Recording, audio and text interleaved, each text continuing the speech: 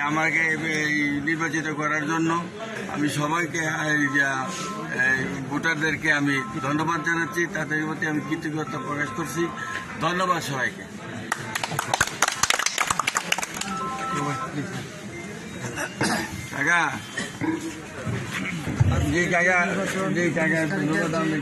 কেটিসির যে নির্বাচন, সেই নির্বাচনকে ঘিরে গত এই ধরনের আবেদের মাধ্যমে নির্বাচন হয়নি।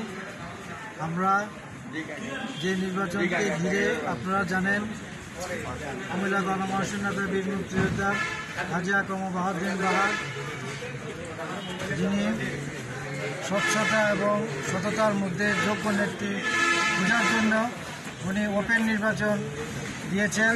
এই নির্বাচনের মাধ্যমে আজকে যে সমবায় বিন্দুরা আপনারা জানেন অবহেলিত, অনেক দূর দূরান্তের থেকে এই সমবায় সমিতির যে ম্যানেজার এবং সভাপতিরা এই কেটিসিতে আসেন। আমরা খুবই ওনাদের প্রতি কৃতজ্ঞ। এই জন্য এক একজনের বয়স 70, 75, 80 বছরও এই সমবায়রা আছেন, যার কারণে আমাদের ন্যূনতম এই ভাতাটা আসলে এটা হয় না। এই ভাতাটা বৃদ্ধির জন্য আমি সবসময় বলে আসছি, আমার প্রতি এই ভাতার কারণে এবং কেটিসির উন্নয়নের স্বার্থে আমি গত 3 বছর আমি কেটিসি লিমিটেডের সরকার মনোনীত পরিচালক ছিলাম। থাকা অবস্থায় আমি কিছু উন্নয়ন করেছি। সেই উন্নয়নের জন্য সাধারণ সমবায় বিন্দুরা আমাকে বিপুল ভোটে বিজয় করেছেন। নির্বাচন করার জন্য আমি সকল সমবায় বিন্দুকে আমি আন্তরিক ধন্যবাদ জানাই।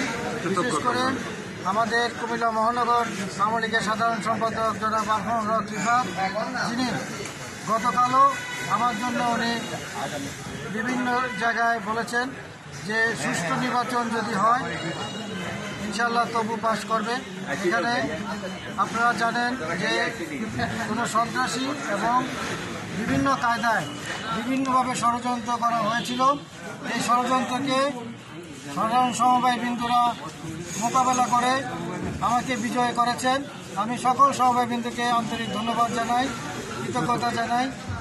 আগামী দিনে এই কেটিসিকে আমি সুন্দর এবং 60-এর দশকের যে ডক্টর আক্তার হামিদ খান যে কেটিসি নির্মাণ করেছেন, এই কেটিসিকে আমি চেষ্টা করব যে নতুন আঙ্গিকে নতুনভাবে কেটিসিকে গড়ে তোলার জন্য। আপনাদের সকলকে আন্তরিক ধন্যবাদ এবং কৃতজ্ঞতা জানিয়ে আমি আমার বক্তব্য শেষ করছি।